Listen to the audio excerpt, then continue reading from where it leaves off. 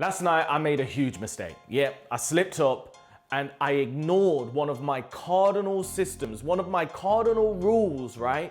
That will save you time, save you energy, save your team, save your systems, and save your business. And on this video, I'm gonna share the story with you, all right? So that you don't make the same mistake.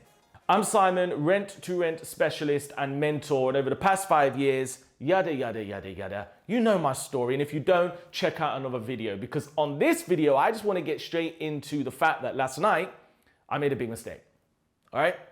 Now, this applies whether you're doing serviced accommodation or HMO. You've got tenants or guests, they're gonna be contacting you for all different kinds of things.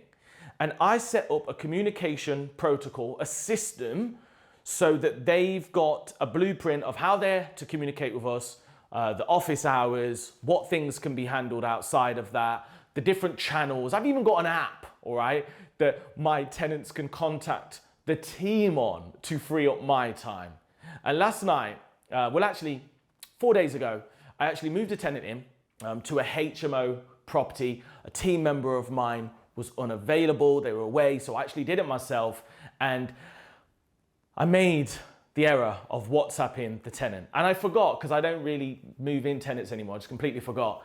And then, last night, around 8:10, okay, I had my phones like this. Normally, what's supposed to happen is, this phone, which is my work phone, or SA phone, or HMO tenant phone, that we sometimes use in emergencies or when we're trying to secure business to have a more open conversation, I normally put this in a drawer and I leave it. And then this phone just got my friends and family on, happy days. Well, last night I had these two phones out, and what happened was the work phone, okay, dialed, somebody phoned, and my missus said, don't pick up. And for some reason, for some stupid reason, I picked up. And what happened was, it was a tenant that has moved in, that I still had on my WhatsApp, that had locked themselves out of their room. Big issue, okay, big issue. They locked themselves out, they needed a key or whatever, they lost the key, and as soon as I picked up the phone, it then took me an hour and a half, 2 hours to manage this and support them, because I'm human. So as soon as somebody tells me, do you know what, I'm locked out, I need help, I'm gonna help them. Now, that is fine and it's good. And I have so many of these issues, but you need to remember that if you was a traditional letting agent, 9 till 5 would be your hours. And after that, you have to wait till the next day. But for some reason, us as smaller independent rent-to-renters or managing agents or businesses, so many people do this in your business. You have no boundaries. You don't close the door. And what happens is you get inundated with stuff, and it just does one of two things. You accept it and you make sacrifices, and it breeds resentment about your business, which is negative for you and your family. Or, okay, and a bit of both happened last night, or you end up showing the worst side of yourself because the resentment manifests in you snapping or saying, do you know what, I can't help you or whatever. But as soon as you pick up that phone to a tenant or guest after hours, when there's not much you can really do, you open up a can of worms, because then they feel like you should be helping them, like you can help them. And of course, if somebody's locked out at 9 o'clock at night, there's no locksmiths to break the lock.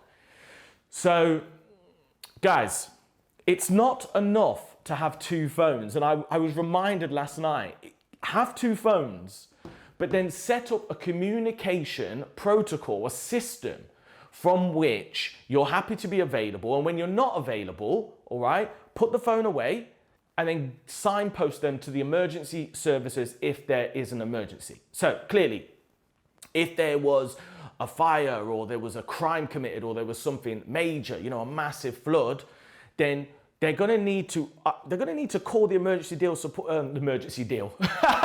Shout out to everybody in my Creative Cash Flow Plus group. That's what we call it, emergency deal support. We've got a deal clinic in there and all that good stuff. Yeah, ignore that. If there's an emergency and there's a fire, there's not much that we can do. They need to call the fire people, right? If there's a crime, once again, not much that we can do. They're going to need to call the police. So when you think about it, you protecting your yourself and your boundaries is so important. And I was reminded last night and I wanted to share it with you. So if you're brand new, think about getting yourself a second phone and build that infrastructure. If you're existing and you don't have a second phone, okay, get one and then learn how to use it. Absolutely essential, save you a ton of time, ton of headaches. And I'm telling you now, if you want to build a 7-figure rent-to-rent revenue business, you've got to do this stuff right now.